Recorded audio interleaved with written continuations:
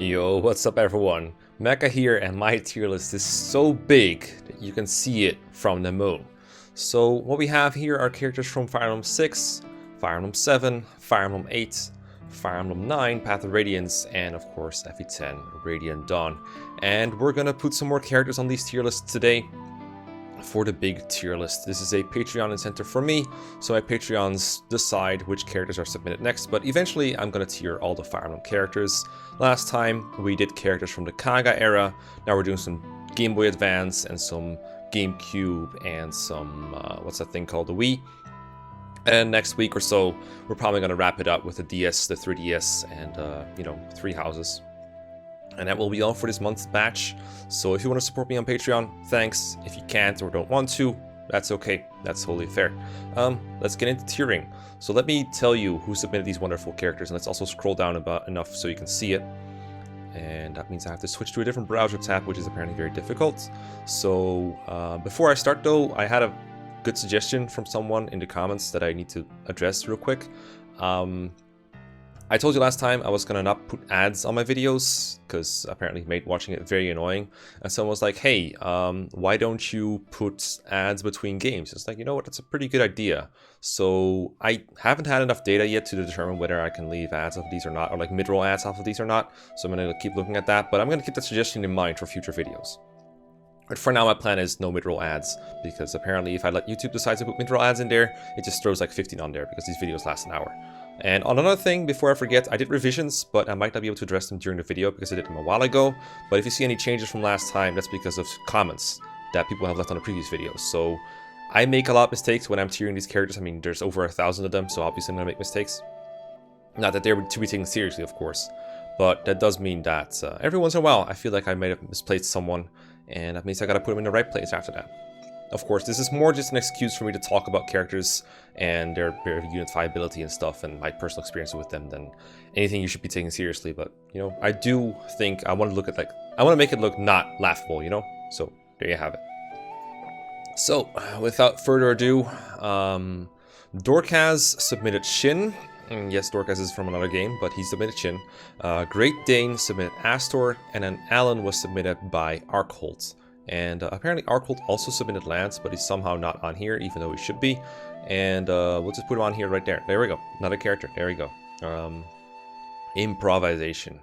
So that's 4 good units actually for FE6. And I'm going to check real quick that I haven't forgotten anyone else. No, I haven't. Good. That's 4 really good characters from Fire Emblem 6. 4 characters that I use almost every playthrough. So Shin is interesting. I would say he's been the best bow user slash the best mounted bow user in the whole series. Maybe not the best bow user. There might be like a better one somewhere in Three Houses or something. But in like for most games, like nomads have always been like kind of alright, but never super great.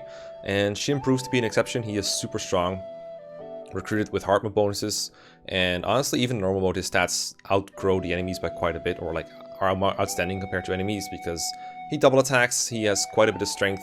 The Murglaze is a pretty good legendary weapon because it gives plus speed, and of course has very high might.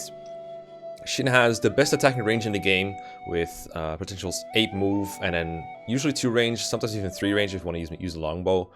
You can't use ballistas, of course, but other than that, he is really mobile and really easily able to evade counterattacks. So this is a unit like Shin is a pretty good case for why FE6 is a player-phased game rather than an enemy-phased one, because a lot of the FE6 enemies hit very hard, and being able to avoid a counterattack is a big deal against them. And in addition, most player characters aren't that good at fighting on enemy phase, especially at 1-2 range. Using something like a javelin or a hand axe, it's like the gold standard in FE7 or FE8, but in FE6 it really isn't that big of a deal because most of the enemies just wouldn't take a whole lot of damage from you because you usually miss with the javelin or hand axe unless you're backed up by like hit supports. And the weapons just aren't very good in general. So this is one of the few games in Fire Emblem, at least in this area or in this era, where it's better to just have good offense on player phase and not like just hide on enemy phase, basically. Like just put characters in front of him, and that actually works out. Like in FE7 you'd rather have a unit that's just like good on both phases, but in FE6 having a strong player phase is more important. So with that in mind, I'm going to put Shin like, I think like B+ is a pretty good tier for him. I'm going to put him over Cecilia. I think his offense is strong enough to warrant it. I would honestly say that he's more useful than Deke overall, probably. Like, Deke is good in the early game, but I think Shin lasts longer. The one big drawback to Shin that I guess I should take into account is the fact that, like, before I keep him on here, he does take you to Sakai if you use him, depending on what the whole unit layout is, alright? So, of course, FE6 is a route split. If your Pegasus Knights have gained more XP than your Nomads, then you go to Ileana, which is preferable. And if that's not the case, then you go to Sakai, and that's where you fight a bunch of Nomad troopers. And for a lot of reasons, Sakai is harder than Ileana. At first, I wasn't going to penalize Sue. I don't remember if I penalized her for her, but I wasn't sure if I want to penalize him for it. At first, I was like, you know what? I don't think I want to count that. But I couldn't find a consistent argument as to whether I should or not. I really couldn't figure it out, because it's like a game mechanic, which is like, sometimes I don't want to do these kind of mechanics to determine like how high a character is, but it's not the same thing as like recruitment cost. Like, I try not to penalize Geets and Khalil for their recruitment requirements, but at the same time, it's not the same thing, because this is actually something that hurts you if you use the character, not if you recruit them, and that's a very different thing. So with that in mind, I kind of have to penalize him a bit for it, because Sakai is not preferable. Like, I replayed Sakai not too long ago, and I can safely say that, yeah, it was one of the worst Fire Emblem experiences I've ever had, or at least it was not as, like, chill as Ileana is. Ileana is a lot more relaxed, and he makes the game harder for you for, like, 5 chapters, which is not what you want, especially, like, the last few chapters. Especially the guy in Chapter 20X in Sakai is so bad that you just don't want to play it. So that, I think, is why I'm going to move him to the bottom of B+ tier. I don't think it's going to cut him an entire tier. I think it's been a long time since I rated Sue, so I have no idea what I did to her for it. But I do think he deserves to be a tier over Sue. I think in normal mode, Sue is actually the better Nomad, by the way, because he loses his Harpen bonuses, and Sue, I think, is able to be roughly as good as Shin, if not better, when he joins. But at that point, Sue has also had more time to raise her bow rank and use the killer bow, for instance. Like, the one annoying thing about Shin is he joins with D bows in a game where that only gives you like iron bow and steel bow, basically. And killer bow, you get one pretty early on, and it's pretty nice for Sue when she can use it. She starts with D as well, but you have more time to build it up. Weapon rank's kind of hard to build in FE6. So that's where I'm standing on these characters. I think the distance between them is right, but maybe they should be a little bit lower both. I don't know. Then there is Astor. The one thing I know for sure is Astor's going to end up higher than Chad, but other than that, we're going to have to delve into the deep end here. So Astor is a thief that joins you in Chapter 8, and one great thing about thieves in the GBA games is they have 6 moves, whereas most characters have 5, which means it's a little easier for them to keep up. If you really want them to keep up in a chapter like 8, you have to rescue drop them around, but for the most part, it's not too hard to have him run around, and that means you can rescue drop other characters instead, like Saul or Roy or other 5-move characters you want to have to keep up, like Lot or something, or Deke, or Rutger. Rutger probably also has 6 move by that point, because you've already gotten the hero crest. The point is, extra move is just a nice bonus point. Not a long-term combat unit, obviously, because he's a thief, and thieves don't promote in FE6, so he's kind of stuck at level 20 if you decide to raise him. But his bases are fairly good, and, I mean, he can actually do combat outside of things. Like, Chad's bases are horrendous, and even though his growths are good, it takes a long while to grow out of what is, like, 3 base strength and, like, 16 HP or something. I think it's O-code a lot. Whereas Astor will almost always survive a single enemy attack, unless it's, like, a crit or something. He's pretty sturdy and really fast as well, so much speed that he can sometimes weigh himself down to enable his attacking power with like an iron blade or something. Kind of like what Rutger and Guy and a lot of other characters can do if they're exceptionally fast. So you can use him for combat if you want. It's pretty good on the Western Isles, especially because a lot of the enemies there use axes or bows, so the former, they don't hit him, and the latter, they can't counterattack him. So Astor is like, even if there's no chests, he's still used for combat unit until your other units start promoting, of course.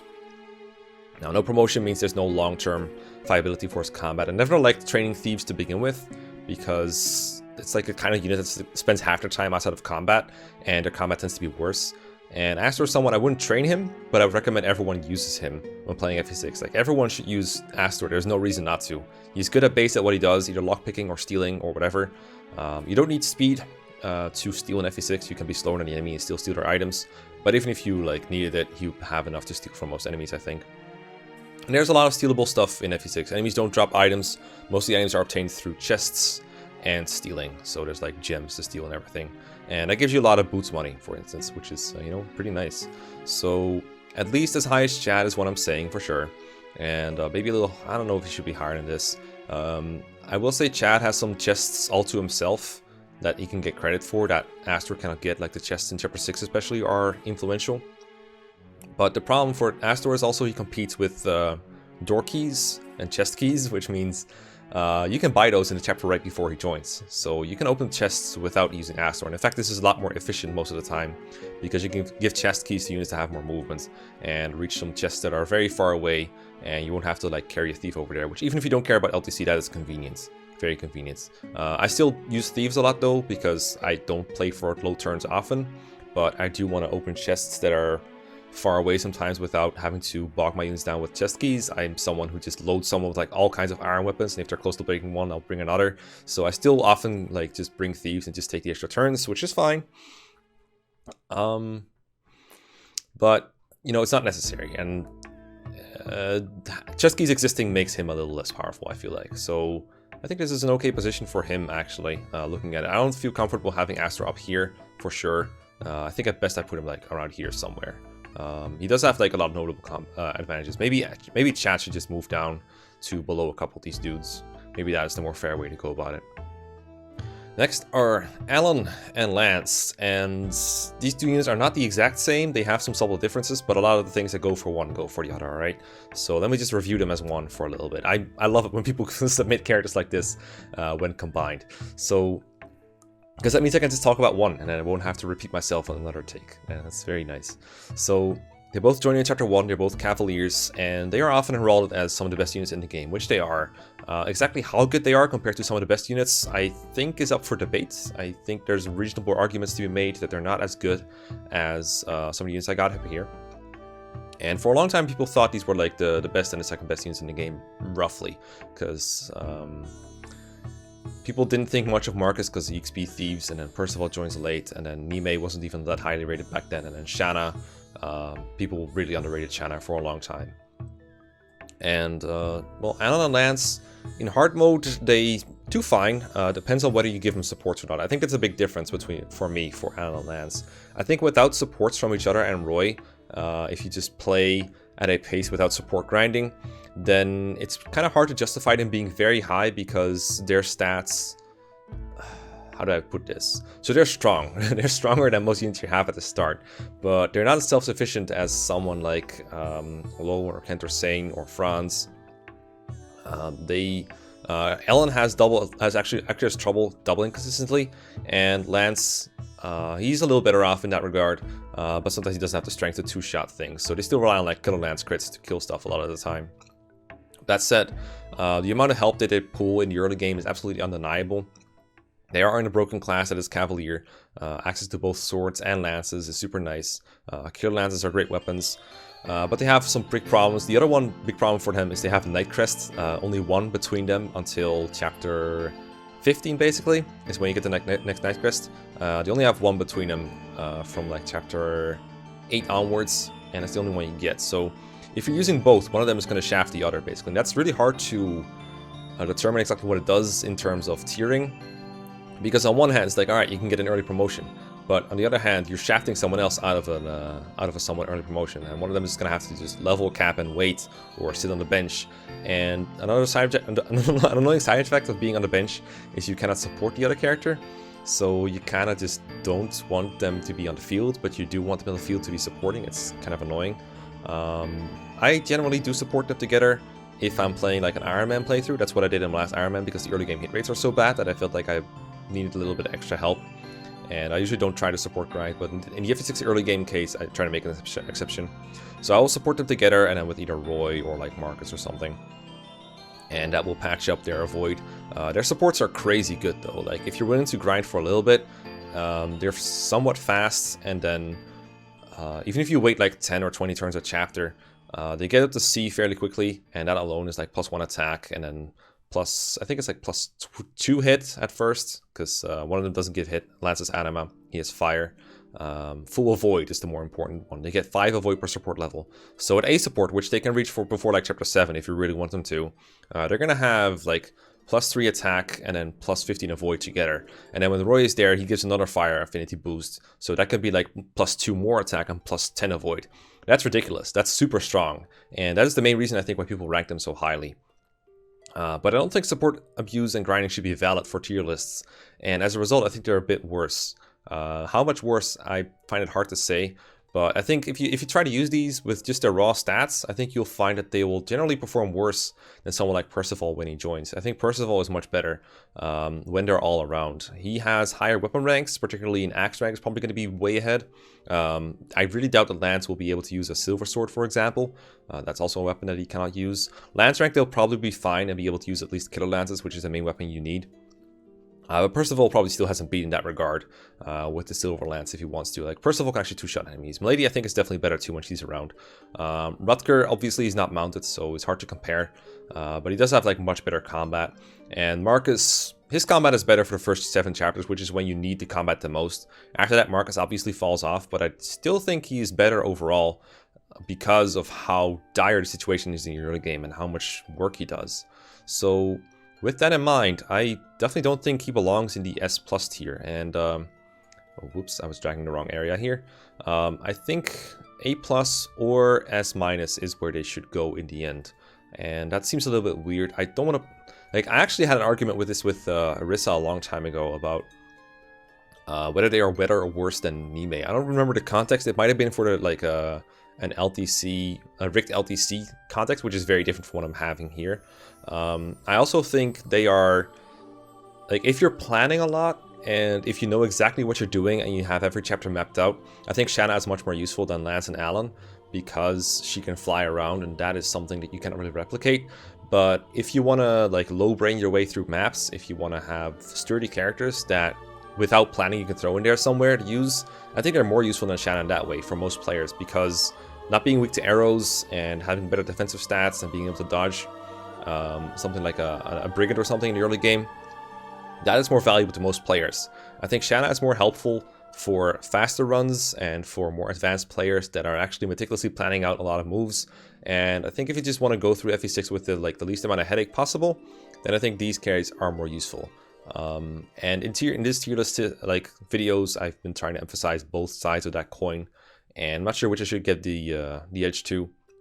I think having them over Nime is true, and I think you could argue they should be in the same tier as Percival if you weigh their availability against his, because Percival does miss like 14 chapters.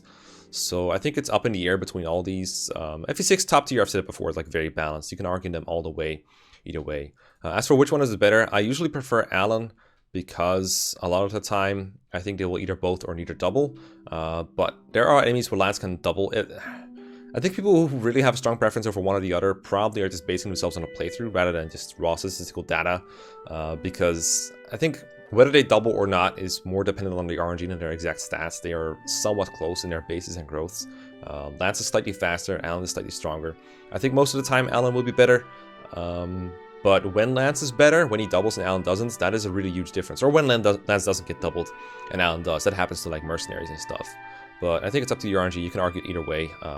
I think right now my preference is with Alan, but I can see Lance working too.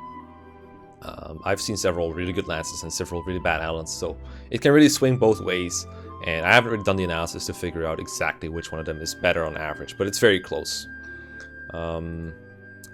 But yeah, I think if I wanted to abide by my own personal tier philosophy, then I think Shanna is slightly better. But it doesn't mean she's easier to use, not at all.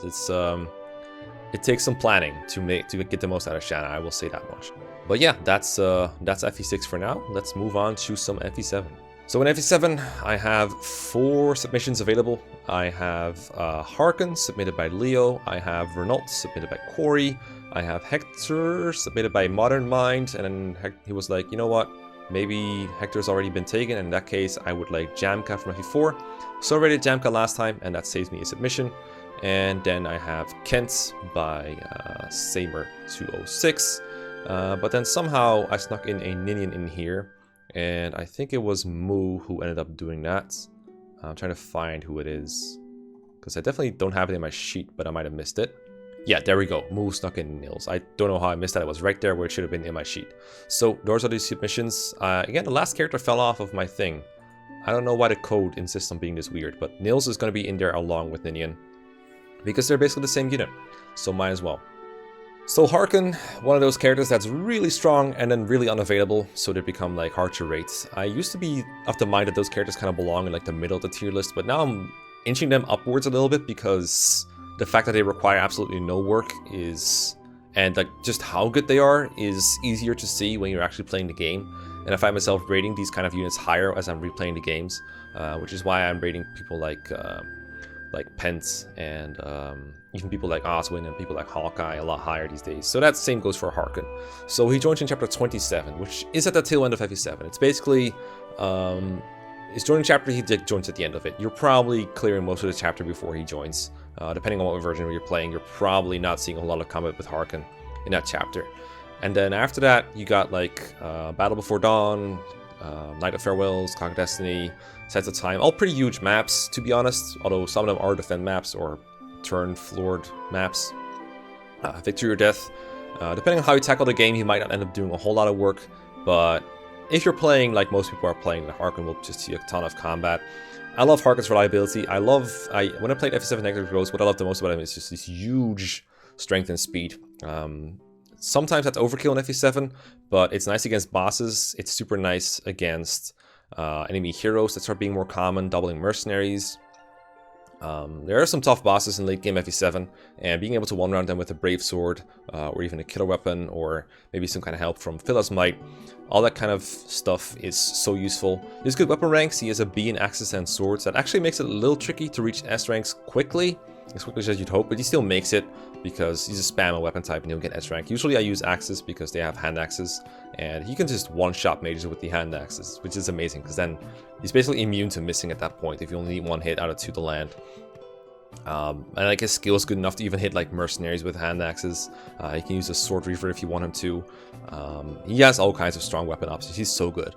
There used to be an age-old argument on GameFAQs that Harken was better than Raven because his con was higher. He has the con to use axes, which fails to take into account that Raven is a lot faster. So even if Raven weighs himself down, he's always going to be faster than Harken.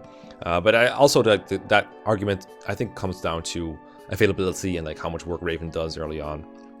I think nowadays most people accept that Raven is better, and I think I'm of the same school that Raven is overall more useful than Harken, just because Raven's availability is a big positive, and joining in chapter 17 is a lot better than joining in chapter 27. That's like 10 maps in numbering, not even counting guided chapters, where like Raven can do work. And even though Raven does require some investment to get to promotion, usually that investment involves killing enemies, and he's pretty good at that, so it's kind of hard to argue. And then even when like Harken joins, it's pretty much up in the air. Back in the old days, we also used to argue that Raven has supports by the time Harken joins, which of course makes a straight combat comparison like a blowout. But nowadays, supports aren't really much an argument anymore. It's a lot closer.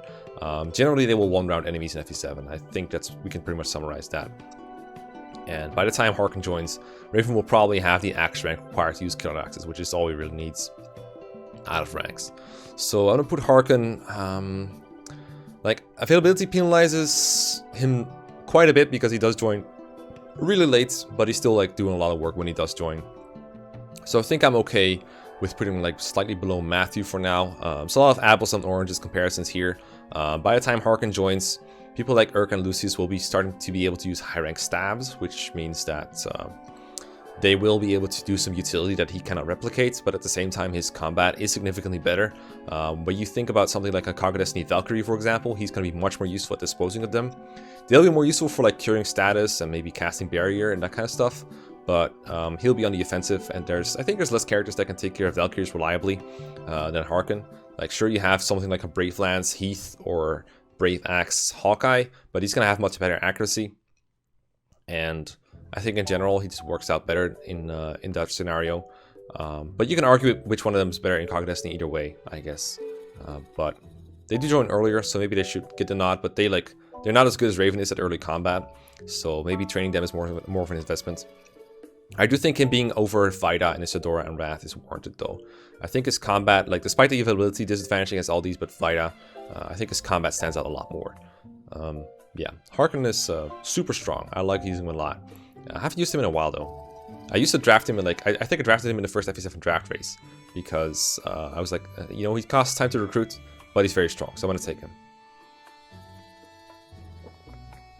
Then we have Renault, and Renault is one of the latest characters to join in FE7, and as a result, a lot of people just haven't tried using him. And whenever I see like a GameFAQs guide that talks about Renault and how useless he is, they usually compare him to Sarah.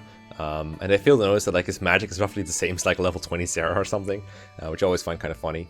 He joins with A rank staves, and that alone makes him useful in my book. Sure, you probably won't need him for anything because almost everyone just trains a staff user and you have Pent available. But like on his own, Renault is pretty useful. If you joined earlier, you'd like to use him because he's pretty good. By the time you join, you only have like 2 chapters left, so there isn't much room to use him. But if you were to deploy him, you would find him useful. Sometimes people bring up that he's just worse than Athos, which is like kind of unfair because at that point everyone is worse than Athos. And if you deploy him and have him do some work like Warp or Fortify or Restore or something in a final chapter, that is stuff that Athos doesn't have to do, which means Athos can spend his turn using Luna to kill someone, which I think is a big added thing. So if you are ever in need of a status over like a staff user and you have Athos, you have no one else, then Renault's pretty good. But of course a lot of people have someone else. I still think that there's almost always room for someone to bring Renault instead of some kind of scrub in the final chapter, because the final chapter enemies are so strong that some like regular combat units tends not to be very useful. I'm trying to think of an example here.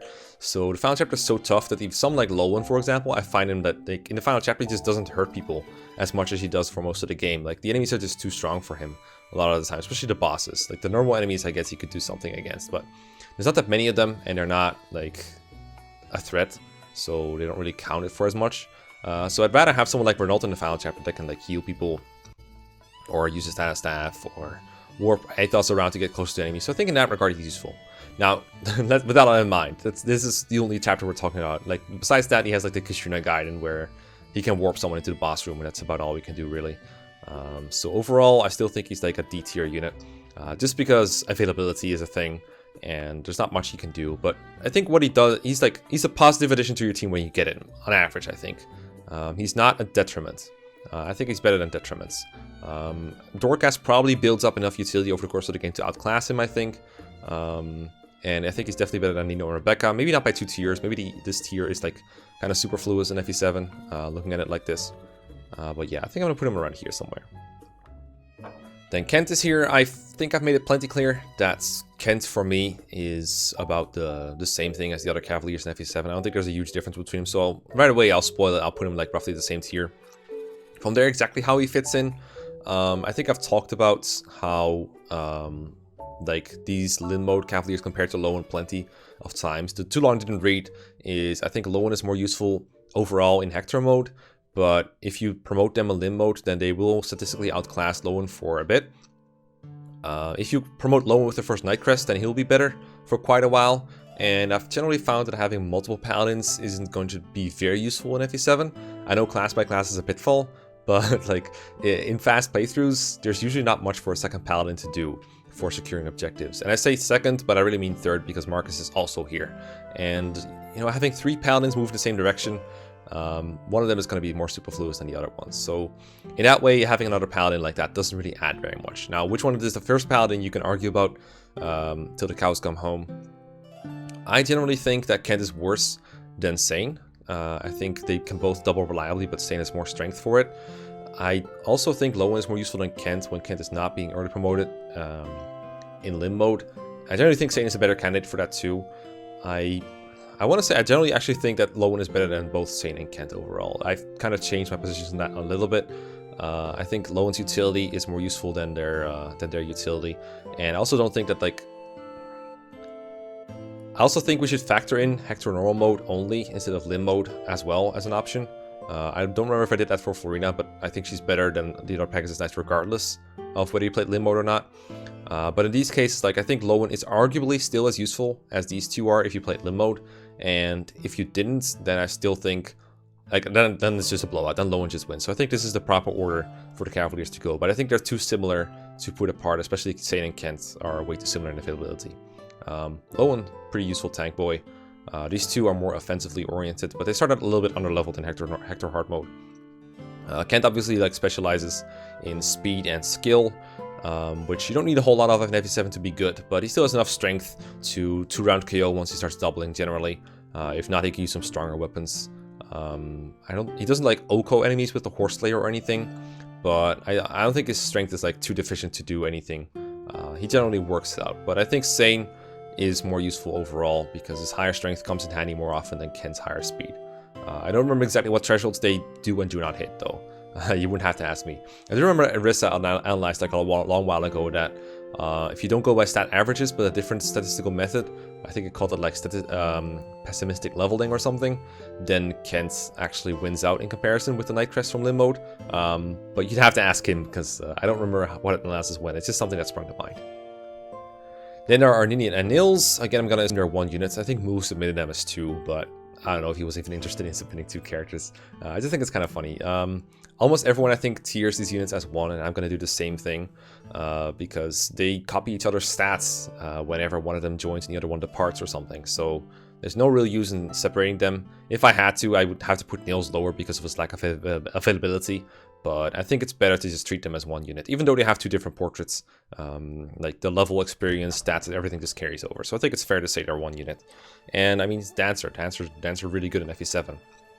I think a lot of people, when they're comparing Dancers, they bring up the Dancer rings, which are really interesting. I think Nina's Grace is super powerful, and as a result, I think it might be worth her putting her in like a F tier. I'm really sorry for Marissa fans. I will say her hair is absolutely fantastic and cool. But I do think, I think even Amelia might be more useful than Marissa in some ways, because by the time Marissa joins, you could have a good Amelia. Sure, you have to slow down for it, but your reward is greater because Cavalier, or if you like gimmicks, general, like Amelia, compared to Marissa, is good in general. You know, at least you can use the javelins and hand axes. And I think in FE8 you can even use swords. Man, that's some humiliation right there. Yeah, I think Marissa might be the worst unit in FE8. I could see it the other way around, though. I could see it like this. I wouldn't be opposed to that. And, I mean, her hair is really awesome, though. No, I'm just kidding. I think this is actually the way I would rate them. Oh, by the way, did you know that I think if you leave Marissa alive, you just kill the boss in her chapter, at least in, not in Erica route, I believe, but in Ephraim route, I think if you kill the boss without just like doing anything with her, just recruit Ewan, Ewan just talks to her in the post-map cutscene and you get her anyway. I always thought it was kind of neat. FE8 is like very generous with that kind of stuff. So that way you don't miss out on a Shamshir, I guess.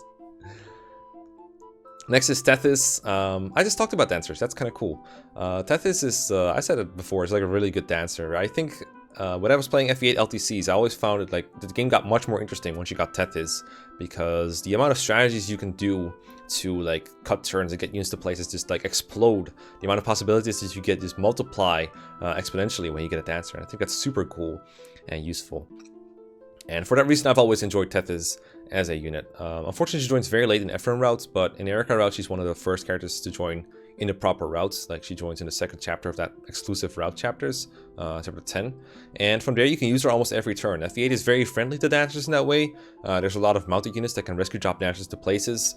There's very overpowered units that don't get bogged down much by protecting Tethys from enemies if they don't want to. You get a lot of staves early on that you want to grind with. So it's very rewarding to use dancers for all kinds of things. And Tethys, you can do so many cool things with Tethys to make things possible. Like one memorable experience, for example, with Tethys for me is in Erica Route Chapter 14, the Carlisle chapter. You have that passageway where you get Renault, and if you open the door and don't run to him right away, then he's going to be like kind of far away from you to the point where it's kind of getting hard to catch up. But because the whole place is so clogged with enemies, it's very easy to use Tethys to your advantage to get Renault as soon as you want him, get La Rochelle over there and still kill all the enemies in range. And it's partially because Tethys' contribution is so nice. I think she's really useful in that situation. There's a lot of situations like that. Both Renault chapters, she comes in very handy. And there's just so many cool player phase actions that you want to replicate with Tethys, like warping twice, or using the rescue staff, or I don't know, burying someone, or just getting someone further ahead, doing a rescue drop. All that stuff is made a lot easier with Tethys. Tethys is very, very good, and I think for that reason, definitely not like Seth tier. I think overall I'd say she's less useful than the godly like Franz and Vanessa stuff, but I think it's fair to put her over Arthur, because Arthur gets most effective when Tethys is around. Tethys like really boosts Arthur's usefulness, being able to like let him use staves multiple times. And I think overall in the whole game, I think she's more useful. Arthur, he is useful, like he's around for a lot of the game, but for the early game, he is mostly a target for XP rather than someone who actively contributes. So I think it's fair to give Tethys more credit than Arthur overall for her contributions. Then we have Colm, and Colm was submitted by, let me see, Lucas Mills. He almost fell off my tier list for some reason. And Thieves in FE8, I think they could be a lot better, but I didn't really give him a whole lot to do. They sell chest keys starting like chapter 9 or chapter 10, depending on the route. And that is basically all of Colm's utility. There's just not many stealable items in FE8. There's the energy ring, which is a very good one. Very convenient for him to get because he can sort of water walk over the river and get the chapter 7 energy ring that way from the mage that's running around there. But after that, it's like you can get a body ring from, I think, chapter 14 Ephraim route, for example. You can get like a goddess icon in chapter 19 and stuff like that. But besides that, there's just not much for him to do. I guess you can dig up desert items. Something pretty useful in FE8, but you do have Renault as well. At that point, so the credit at least gets cut in half. And if you're only deploying one, you're only deploying Renault probably. Unlike Astor from FE6, he can promote, which is useful if you want to make him like a full-time combat unit. But like I said before, I'm not a big fan of that, because if a unit is running off to get treasure half the time, then you basically wasted half of that XP that you gave to him. Because when he's opening chests, he's not fighting enemies. Like, enemies don't, like, chests don't fight back. You could use him to fight enemies that are near treasure. Like, sometimes you have a treasure room with enemies in it.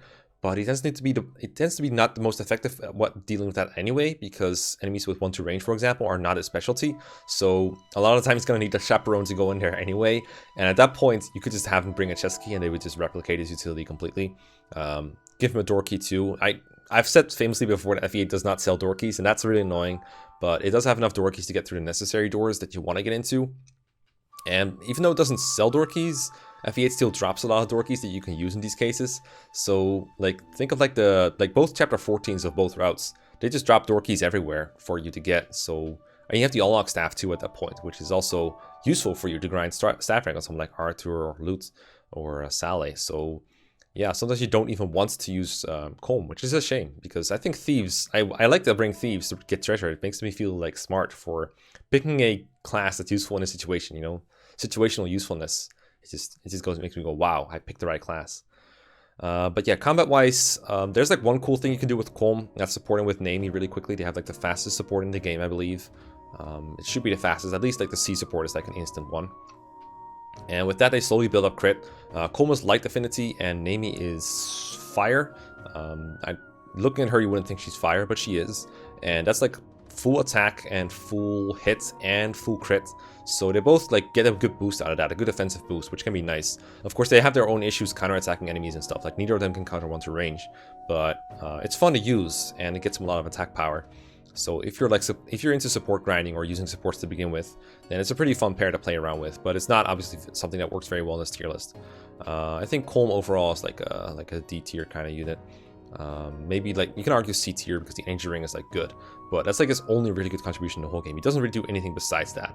So I roughly equivalent that to like, I'd roughly equate that to Erica route Inez's contributions, for example. You could even argue Inez a little better.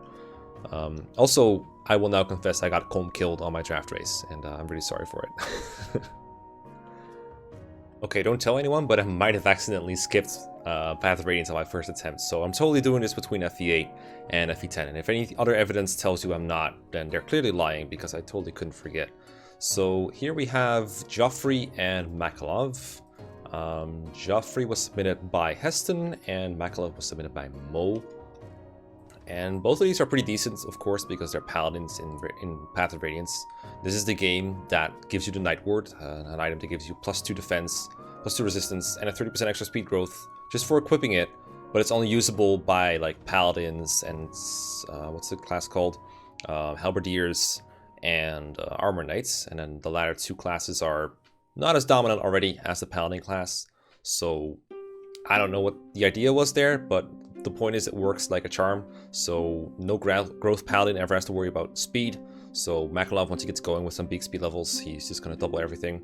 I actually tried using him on my chill playthrough a little bit. I'm actually kind of disappointed in how slow he starts off with. I feel like Astor, for example, is much easier to raise thanks to Paragon, having more chances to get speed level ups.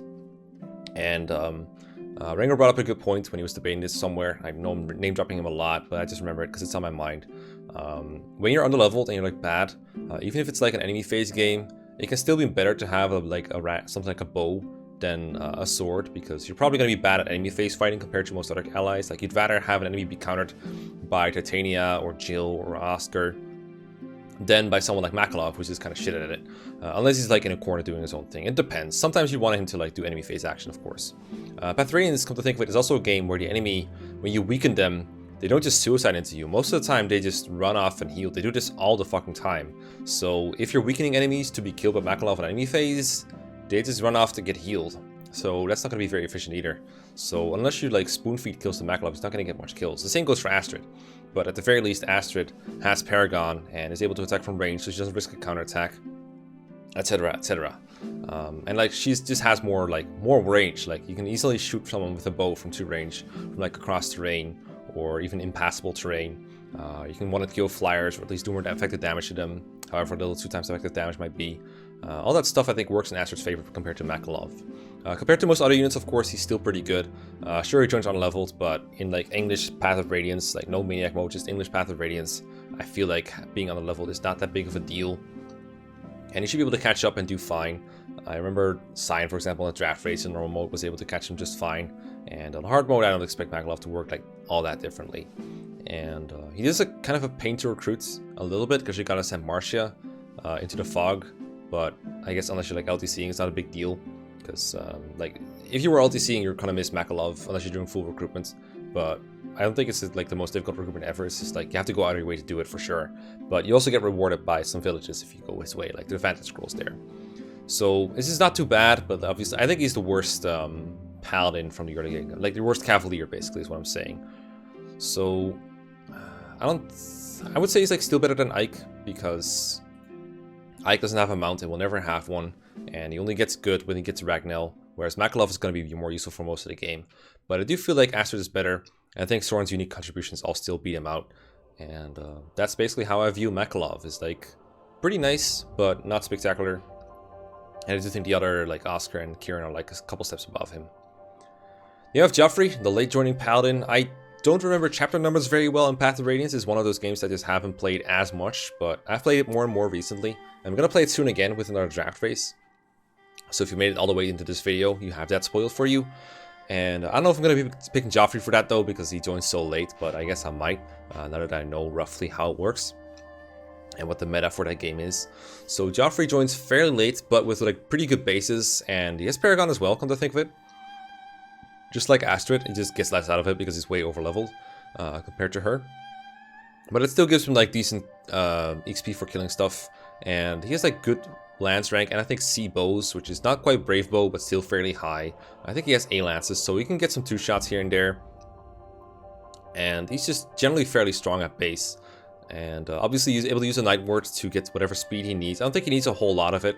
And at that point in the game when you get Joffrey, I feel like people like Astrid, Makalov, Kieran, Nefany for using her, even Defdon if you're using him, all these people will probably have gotten all the speed they need from the Night Ward. They shouldn't need much more. So you should be able to just give the Night Ward to Joffrey and enjoy the benefits of the extra speed growth and defensive bonuses as well if you want to. Like, maybe these other guys would like the +2 defense bonus sometimes, but again, if you've been using them for a long time, they're probably able to survive a bunch of attacks, whereas Joffrey might still appreciate the boost. I don't remember how his parameters look compared to others, but it might be a little bit worse. He's definitely not going to have supports build up, like for example Oscar and Kieran, or even Titania. So I think there's an argument to be made that he makes the best use of the Night Ward overall, and then you can put like other stuff on them. But there's not a whole lot of good equipable items in Path of Radiance. It doesn't have any shields or like the accuracy ring from 3 houses, stuff like that. But yeah, Joffrey, other than that, is like pretty solid. I don't think he like... I don't think he reached like particularly high thresholds. Like I don't think he 2-shots generals, for example, late in Path of Radiance. The enemies can actually get kind of bulky. But I think he's doing fine when it comes to killing like mages, archers, probably paladins as well. As long as he gets like high-end weaponry, like forged steel or silver weapons, which at that point you have access to. I think you can even buy them, either when he joins or like right after that soon.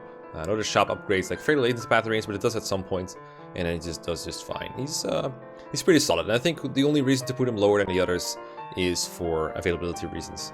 But I would still put him fairly high. It just depends like how much do you value availability, because I don't believe he joins exactly right. I'm gonna check exactly when he joins just so I have an idea, because I really don't remember. Let's see.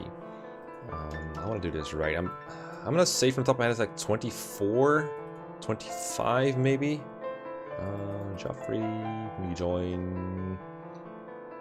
He's like one of the, yeah, 25 is when he joins. So he joins like at the start of 25, which is actually a pretty bad chapter for him, because that's the boulder chapter where he doesn't have a lot of move. That also hurts him. It's like a desert chapter for him, basically. Like even Largo probably is more mobile than in that chapter. And then, okay, so 26 is Clash. She's around for that one. And then like a couple maps after that. So that's like still like 4-5 maps to be useful in if you count the final.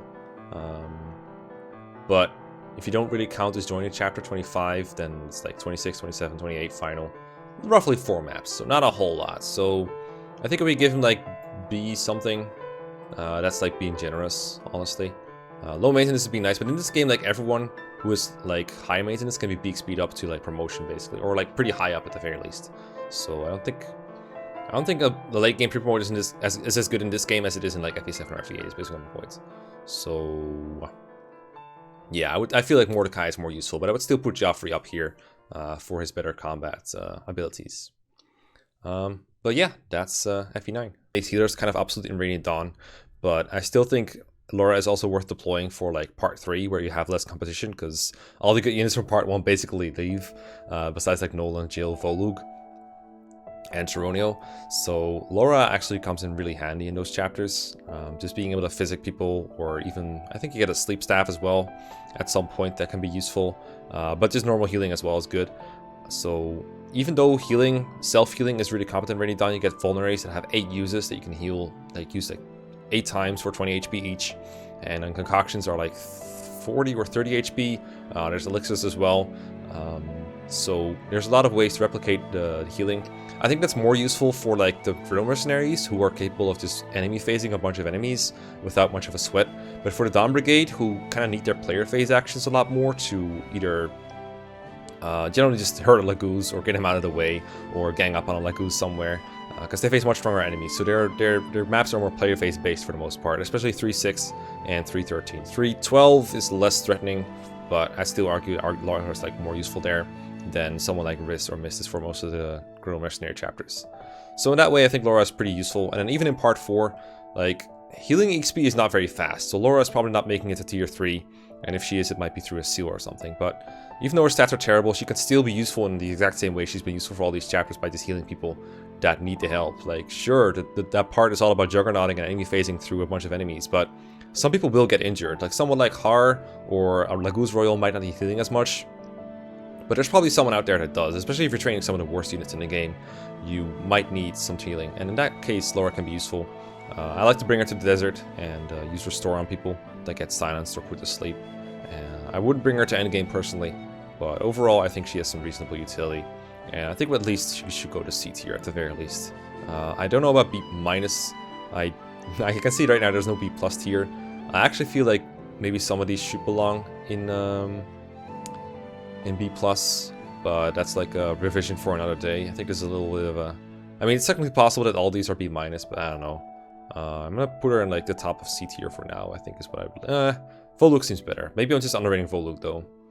I don't know if she's more useful than Zyhark or not. I think I'm gonna move Volug up a little bit above Knigas.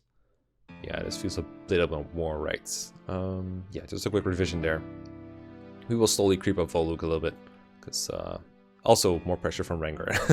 No. I've seen him do work in 0% growth now, and also like I'm at the part right now in Radiant Dawn where Volug is really good, so I'm a little biased towards him, but I think it's fair to raise him a little bit. Then we have Marcia joining in part 2 and around for a couple chapters in there, reasonably, thankfully. She joins in 2 prologue, which is kind of like an auto-scroller, so I don't really give her much credit, but she can get some XP there if you want. And then she's pretty useful in 2-3 in keeping some enemies alive for bonus experience requirements, and maybe taking on the Horslayer Paladin, or... Well, she can't really rescue drop anyone because Devdon is the only... Or Dunvet, excuse me, I make this mistake a lot. Dunvet is the only foot unit, so there's not a whole lot of rescue dropping going on, but she's useful for distracting enemies while being unequipped. Killing enemies, not very useful there. Not that she's like super good at it, but she could do it if you wanted to. I think you get a Horslayer there from the Amy's Bargains that you could use, that's pretty good. And then 2E has like a really big slap in the face. It has like a reasonable amount of bonus experience that you could give to someone on normal mode or easy mode to make someone really good, and good candidates for that are like, well, mostly Har, and then like Nefany if you like. Hard mode is less relevant because hard mode bonus experience obviously gets sliced in half and then some. so you don't really care about it there. But it still kind of sucks that she can't use it, because she's the only unit in that chapter, besides like Joffrey, that and his friends, that comes in later. Like, people like Heather and Neffany and Hard are around from the battle preparations, and you can give him items and bonus experience and everything, and Marcia just flies in after the chapter, basically. Or like, after the start of the prep screen, like after the start of the battle, and you can't give her anything, and that's kind of lame. I don't like it. I do believe you could use her to carry items from Joffrey's army to Alencia's, but the better solution to that is just putting items in the convoy. They will also make their way to Alencia, so even though it makes no sense. Story-wise, it's just, how do I put this? It's just better to give them to the convoy than to Marcia, because that way you can have access to them in the press menu. After that, Marcia doesn't join you until, like, well, you have another chapter of like, what's her group called? Joffrey's squad in 3.9, and after that she joins in 3.11, and she's not great there. I've never tried to actually put resources into her to the point where she's usable at that point. It just feels like you could use these resources on someone like Har or a Grow Mercenary if you want to carry the items over from part 2 to part 3. It feels like a better investment than putting a lot of into Marcia. In 3.9, one cool thing you can do if you're training a unit from the Crimean Royal Knights, that's the name I was looking for, you could give her like Paragon for that chapter and focus skills into her, because in part 2 you cannot exchange skills between units, and you have 2 Paragons that are just kind of sitting there on units that it's not very optimal on. But in 3.9 you can switch skills, so you can give her something like Paragon or Adept if you want to. She'll be a little bit better for it. But after the convoys merge in 3.11, there's no real point in favoring Marcia. She's probably worse than your alternatives. I think the Grow Mercenaries, and I can't believe I'm saying this, have enough flyers around to where for ferrying stuff, so she doesn't have much there. Like, she's probably worse at this point in the game than Tanith and Sigrun, and definitely worse than like Har and Janaf and Ulki. So I don't think she's very good in 3.11, but you could favor her and make her like reasonably competent. So I still think that the bottom of C tier would be alright, considering all of her free utility and there's some work she can do. But I feel like, for example, Black Knight is a lot more dominant in the chapters he's in. And if you want to make Marcia good after that, you could make it work, but she doesn't really do a whole lot in my experience. We could move her up a little further. I can see it both ways. But the way I see it, like, of the units that have like utility for a couple chapters but not much more, like the Black Knight and Tyronio, I think they are more instrumental to their chapter. And Tormod as well is kind of like that. And then when she's like finally available for like chapter 3 onwards, like 3.11, I think she doesn't really shine compared to the alternatives. I'm wondering how she will do in my playthrough. Weapon Triangle might change the thing for 2 for her, because she might have trouble facing axe users, but at the same time she might be more useful against sword users. But I feel like when it comes to like mass fighting enemies, like enemy facing a lot of enemies, having a Weapon Triangle at all is worse for units like Marcia. So she might not do as great as she would in the vanilla game, but we'll see. Then we got Titania around for pretty much all of part 3, which is a super huge Winter availability, one of the more available units in the game along with the rest of the Grow Mercenaries. A super powerful unit, obviously. Not as broken as an FE9 because she doesn't stand out as much above the rest, and Radiant Dawn actually does a pretty good job of nerfing horse units. Like, I'm not gonna say that game has the best balancing act ever, but boy, horse units get nerfed in Radiant Dawn. Like the first 2 chapters she's around is like great, but then as you go on, you get more and more terrain to deal with. 3.3 has these ledges out of everywhere, and then 3.7 has the swamp, obviously. And ledges and swamps just kind of keep popping up over Radiant Dawn. Ledges more so than swamps for the Grow Mercenaries. Most chapters where she can move around unimpeded, she is one of the best units, if not the best unit. I think for the first 2 chapters, you could say she's the best unit in the Grow Mercenaries, and then Har joins, and then she's the second best unit, which is still nothing to scoff at. I think getting her to double attack on hard mode takes quite a bit more effort than in normal mode, but there are speed wings lying around, and she's one of the best candidates for those. I think you have a total of 2 speed wings between part 2 and part 3 early on. Like, one of them has to be transferred from part 2, and you get another pair of speed wings early on in part 3, I believe. And generally the best way to use them is throw one of them in Har and the other one on Titania, and they should be able to double, I believe, on average. I think she also has the capacity to abuse bonus experience for some XP. I said before that doesn't really work well for Radiant Dawn characters like Aaron and Edward, and even Neffany. But the reason for that is because bonus experience in like part 1 especially is very scarce, but in part 3 you actually get quite a lot of it. And the longer you go on, the more you get actually. Quite a bit more than the Dawn Brigade chapters. So bonus experience kind of works for Titania. She's also one of the first units to promote because her base level is so high. I think she has like level 18 or 19 base level, which is really freaking high. And then, like on normal mode and easy mode, you can just like promote her instantly with the big speed you get from the first 2 chapters. Hard mode is a different story, and I'm basing this on hard mode, but just thought I'd throw that trivia in there. I think Titania is up here somewhere easily. Arguably more useful than Ike. I'd say I'd rather play without Titania than without Soth, I guess. So we'll go with this for now. Actually, I'd say she's better than Ike. Maybe Ike should just move down a little bit. I'd rather also play like this. Yeah, I'm liking this more now, the more I look at it. Jill, I said, is like a very different unit to rate in this game, especially with my biases. Yeah, something like this maybe. I don't know. It's Radiant Dawn is always apples and oranges, so this can change around in like 5,000 different ways, but this is the way we're going with it for now. Then there's Khalil, and Khalil is she's like Crimea and Royal Knight level availability, but then she misses out on 2-3, and in exchange she has more of 2E, because the Crimea and Royal Knights come in kind of late there, but she's there from the start, and she's in 3-9, and then after that she's like just like Marcia, where she rejoins you with 3-11. And a couple things come to mind with Khalil. First off, of course, Meteor utility, being able to strike people with Meteor. Don't forget to take it off of her after 3-9, so she doesn't spam it in 3-10 as an NPC. And is Khalil good, like, overall? I don't know if she can double reliably. I haven't used her ever for long term, and I've never trained her. I haven't seen her used too much, so I don't know how tough it is to make her, like, super viable. I do know she's kind of fragile, and I think she doesn't have access to, like, an easy earth support that could make her super good at dodging. So I don't know how viable that is. She can get SS Fire, which I think is like the most notable thing about her. She can get the not Arc Fire, what's it called? I think it's Rex Flame. It's a tome that gives +3 speed if you equip it, so this is like the one sage that can kind of break her speed cap in that way, which is pretty interesting. But in general, I find that in Radiant Dawn, mages and sages are just hurt so badly by a couple factors. One thing that I haven't noticed too much people mentioning, but I think it's definitely a thing, is the defense res gap seems smaller. And even if it's like a big gap, enemies just have a lot of res. Like, they just have a lot of it, and it's tougher to break through enemies in that because of that. Like, sometimes you just can't finish an enemy off because you just have too much res. But also, like, sages just have shitty stats in this game, and Khalil is like not the worst stats in the game for mages and sages. That's definitely something that goes for like Ileana. Soren also got nerfed hard, and Riz as a bishop, but Khalil kind of suffers from it too. For some reason, they just kind of hate magic units in this game. I don't really get why, but that kind of hurts Khalil and the utility overall. You could still make her good. Similarly with Marcia, you could favor her in 3-9 for kills and give her Paragon, and she would probably kind of catch up on things. So I think she belongs in the same category as like Dunved, as like she's useful in 3-9 though, because she can climb ledges and stuff, but there's not much else you can do. So I'm gonna put her like roughly where Dunved and Makalov are. She might be like a tad more useful than Makalov is, but I think Dunved is overall better. It's got a better class, slightly better stats, I think. So we will roll with this for now.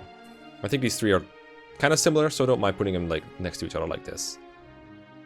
Then there's Leo, and Leo is a Dawn Brigade member, and I said from the start that Leo is not the greatest unit, and I don't know if I think he's great or anything, but I'm actually kind of looking forward to promoting him and like try to use him as a low maintenance unit rather than someone you train full time. Like, Leonardo is an archer with stats that focuses on the wrong areas to be like a good like character that can kill enemies, right?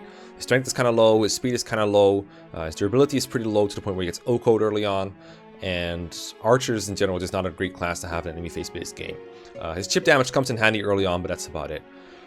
But if you use him as like a low maintenance character, you just try to get him to level 10 over the course of part 1 and then promote him with a Master Seal, then there might be something that can be done with him. For one, I think you can like give him Beast Foe and a crossbow and just like nearly OCO or OCO enemy Laguz, which, I mean, you could give Beast Foe to someone else, sure. But it's like something he can do. And he also shoots down flyers like really hard with a crossbow. You fight a couple Pegasus Knights in 312. You fight Hawks in 313. And then in part 4, you still fight quite some flyers that can shoot down like that. You can use ballistas in 313. I've talked to a couple people who've been using them kind of like that, and it seems to be working for them. So I'm kind of wanting to give him another chance. The Leonardo that I've been using in my Radiant Dawn playthrough has gotten some good level ups actually. I haven't like focused kills on him too much, but he's he's kind of been pulling a bit of weight. Time will tell whether this will go on, because always in Radiant Dawn, I want to use units like him, and then like a bunch of people with like gigantic stat edges over him, like Zyhark and Tyronio and Jill join, and they're like, maybe I don't need to deploy Leonardo. Also, his water affinity is a good support affinity. It gives attack and defense, and rounding of support bonuses is very generous in Radiant Dawn. In older games, if a unit would give like a half point in stats, it would get rounded down, but this game gets rounded up. So, for example, an A support with someone who doesn't give attack would still give +2 attack, whereas in older games it would give 1. So little stuff like that does help Leonardo a little bit. So I'm actually looking forward to see what he does. And I'm going to tentatively, I mean, he's probably still D tier overall. I would say Edward is a better long-term project. If you want to rate units based on what they do without any investments, I think he's actually more useful than Aaron and Leonardo. But as an investment project, I think he's like behind them. It's like, it depends on how you want to use these. This is not one of those tiering questions that you can ask yourself. Like, if a unit is not optimal for training, do you just assume that you only use them when they're like the only option you have, when they're free utility? And then do you treat them afterwards as like, you only use them for things like shoving and rescue dropping and trading and stuff like that? If you do that, then Leonardo is pretty much better than these guys, because his free utility is better than their free utility. Then we have Raisin. Last time I mistakenly somehow made a Raisin submission. I think it was Reed who submitted him. Yeah. And I just somehow managed to put Raphael's portrait on my tier list, and I just ended up tiering Raphael. But Reed was a good sport about it. He was like, alright, just do Raisin next time.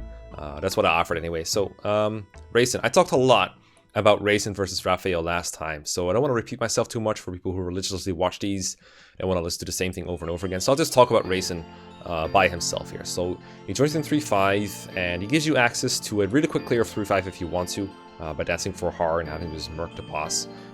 You can also just play 3-5 the long way, and then he might be helpful for something like having Heather steal the energy drop from, I think the boss has it, or helping other people get down on ledges and fight stuff. The cool thing about Raisin is that he flies, of course. He has Canto, so he can just move around more efficiently than someone like Raphael could. Oops, I wasn't supposed to mention him. So he can fly like up and down ledges and stuff to keep himself safe. And at some point or another, he will probably transform. He's a good candidate to give Laguz Stones to, of course, because you could also give a Laguz Stone to another Laguz, like Janaf or Ulki. But he's a good user of it, because what you can do is you can line up Janaf and Ulki to use a Leafy Grass, and then you transform Raisin instantly with the Laguz Stone, and then dance for both Janaf and Ulki, and they can use Leafy Grass again, or like shove or something. And that way they'll be quicker at filling their gauges while doing more stuff total than if you just gave the Laguz Stone to him. So he's the most efficient use of Laguz Stones. I still think he's not the best choice for endgame. I still think Raphael is superior there. But for most part, Raisin is really useful when he's around. He's also like the Laguz Heron with some of the most availability in the game. So that makes him pretty good. And he goes with Tabarn's route. He's forced in there, but he's pretty good there. I mean, having a Heron that can fly over the swamp is pretty nice for killing Izuka quickly. And he just, in long route maps like 4-2, for example, having him transform and carry out more actions with your lesser units is pretty useful. Like, let's say you have a group of characters that is just kind of struggling to get around the map. You have like Tabarn flying around, for example. But usually in 4-2, I have a lot of other characters that just struggle to do much because they don't have a lot of move or they don't want on enemies. So having a character around that can refresh 4 people over the course of a long map can be pretty nice. And he's able to keep up with them and kind of to keep himself safe. So I like that a lot. And in that regard, we're going to put him like in the same tier as Raisin, I think. Or the same tier as Raphael still. I will hold on to the fact that I think Raphael's better. But I think it's fair to have Raisin on the same tier as well. Looks like this is like the big Laguz club up here. And when Leon gets tiered, I expect he makes it up there. By the way, if you're curious, let me show what's left in Radiant Dawn real quick so people don't accidentally make double submissions more. These are units that we got left. Invisible here because of my layout, because this is not the way I meant to show this. We have Riz, Kaisa, however you pronounce him, and Nasala. So those are here too, and we've got Peleus, Stefan, etc. So those are the characters that are left in Radiant Dawn. Other games have a lot less characters left. You can also check out who's left on the spreadsheet that I'll link on Patreon. Yeah, my own. Yeah, the spreadsheet's there. So if you're a Patreon and you want to check who's left, that might be a good resource to double check, because double submissions were at an all-time high for this one, which is natural because we're doing more and more characters. More of them have been done, so the chance of having an accidental resubmission is higher. But I just thought I'd mention it, like, hey, if you want to make sure you don't double submit something, this is one way to check. Anyway, 2 characters left. We got Skrimir and Sanaki both joined in part 4. Both of them joined in the Silver Army. Both of them joined with Mekkah's army, basically. And that means both of them are on the route through the desert, which is a place you could definitely use the extra firepower in. Both of them have full move in that desert. And they're also somewhat decent in the map of 4, which is a map where you mostly face enemy paladins. Those are easy to double. I think Skrimir, I think he needs some help to double in normal and easy mode, so I don't expect him to double everything on hard mode, but I might be wrong. I know you get a speed wing somewhere around here that you could give to him. I think you get like a speed wing in 3.9 if I'm not wrong. Might be mistaken. That could be good for him, but it's only for 2 maps, so it might not be a great investment. He's not a great user for endgame, so I probably wouldn't give one to Skrimir. Just thinking aloud here, like how you would optimize him a little further. With no investment, Skrimir is still fine. The nice thing about being a lion is that their gauges are very generous, even more so than normal Lagoos, I do believe. It depletes less when he does combat, so he can stay transformed for maybe not an entire map, but like most of it, just off of using a Lagoo stone, and maybe use a Lizzie Grass like once or twice, depending on how long you take. And lets him just do a lot of enemy phase combat. It's a big advantage over something like a cat, or even a tiger or a hawk. And in the desert, he has a lot of move, like I said. He's very bulky, a lot of attack power going on. I think his base strike rank is like S. Either that or it's just like A and a lot of strength. But either way, he is capable of 2-hit KOing most enemy types, I do believe. And he doubles some of the time, not all the time. Speed is a little shaky. But I definitely like him as a free utility character. It's just Raining Dawn has a lot of these kind of characters, so he might still end up in like the C or D tier. Just because he's not available a whole lot, right? He doesn't do very much. I think Kanigas is much better, for example, because he's similar availability, but much better when they're both around. So I want to put him like where Lucia is roughly. Like he's like, I think he's like when he's around, I think he's better than these characters, and these characters are not very good when he's around. So I think roughly speaking they are equivalent, but he's a lot stronger. He doesn't stand out as much as Lucia does in Hero Free chapters, and I could argue that Lucia is actually worse, but Lucia does have flying utility in part 4, so you can like rescue drop people to better places, so maybe he is better. Lucia is also like pretty useful in chapter with Lucia, so this kind of works out. I think we could argue like that he should be a little higher. He is pretty powerful. Maybe he should be like here. Yeah, I like this better because like low investment Skrimir is pretty good. Like he stands out a lot more than these guys, so I like this more. Yeah, we'll go with this. We'll go with this for Simba, the Lion King. Pretty good Skrimir. Finally, we have Sanaki, and Skrimir was like mostly useful for like enemy phase and bulk, which is like the opposite of what Sanaki does. Sanaki is more of a player phase unit, and this will be very useful in like the early Grill Mercenaries or the early Dawn Brigade or even the early Crimean Royal Knights. In part 4, I think this is much less useful because the enemies just come in high number, but they're not much of a threat to your trained units, so you just want people to just mow them down. Sanaki does a lot of chip damage with her personal weapon. I think it's called Cymbeline. She has a really high base magic, not a lot of speed, she doesn't double, which generally means she's just not one-rounding anything, because the enemies have too much rest and too much HP to do so, and getting her to double is not really feasible unless you really slow down and train her. I think she can use Rex Flame. I think she loses some speed from it, so it kind of defeats the point, but I think she can use it eventually without losing speed if you really go hard on training her, but not the most optimal way to use it. The way I usually use her is chip down enemies so that other people can kill. Like maybe you have another unit in there that isn't quite capable of finishing enemies off. I don't know, maybe the Lucci, maybe Dunved, I don't know, someone like suboptimal. And you got your Nasalas and your Jills and your Hars and your Hawks flying somewhere else. And you just need like 1 or 2 enemies to be killed. And Sanaki can help in killing a couple of enemies in like as isolated corner. You don't want it to be exposed, so you want to make use of choke points or the desert's like movement penalties to slow down enemies. Like use it against them a little bit to make sure she doesn't get attacked. She is susceptible to flyers, like enemy flyers in the desert, so you want to be careful with those. But working together with someone like Sigrun or Tanith or one of those other weaker units I mentioned, she can get some work done for free. But she is a liability. Like if you expose her, she's probably dead. So gotta use her carefully. She can be kind of useful, but I think much less so than someone like Skrimir. I think Skrimir has more utility that way. So I'm gonna put Sanaki in like the bottom of D tier, I think. Of course, there's also like a huge lack of availability in general. We could argue like a couple spots up, maybe it might be good. Though I do think Vika is more useful in part 1, Sanaki in part 4. So maybe more like this. Yeah, I just put Vika over Wolf. Revisions, guys, revisions. Alright, that is the squad for now. So this is Radiant Dawn. I just showed what's left of it. That's like, I just did that. So we'll just show the rest off real quick. This is what we did for Radiant Dawn. We got Path of Radiance here. Let me show what's left here so you guys know what to submit next time. This is what's left in Path of Radiance. Quite a few, actually. Besides Ulki here, we also got Tironio, Har, and Lucia. And then on here we have Sacred Stones. Only 3 units left, actually. Mulder, Natasha, and Ewan. 3 magic units. On here we have quite a few units left for FE7, actually. Besides what's here, besides Jafar, we have Farina and Carla left as well. And then on here, on this part, we have all these units. And then we also have Ray, Kath, and Sophia. So quite a long ways to go for some of these games, and others are almost finished. But yeah, that's going to be the biggest tier list for today, and I'll see you next time. Thanks for all the support. Peace around. Got any revision suggestions, post them in the comments, and I'll take a look at them, and I might silently implement them. See you next time. Peace around. Goodbye.